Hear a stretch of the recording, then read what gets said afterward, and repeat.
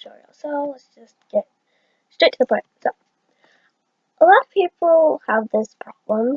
I see it all the time, and it annoys me a lot. So see this? See this name tag right here?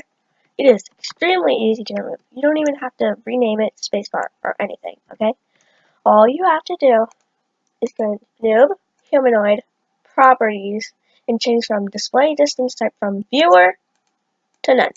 And look, it's gone, no renaming, easy as that.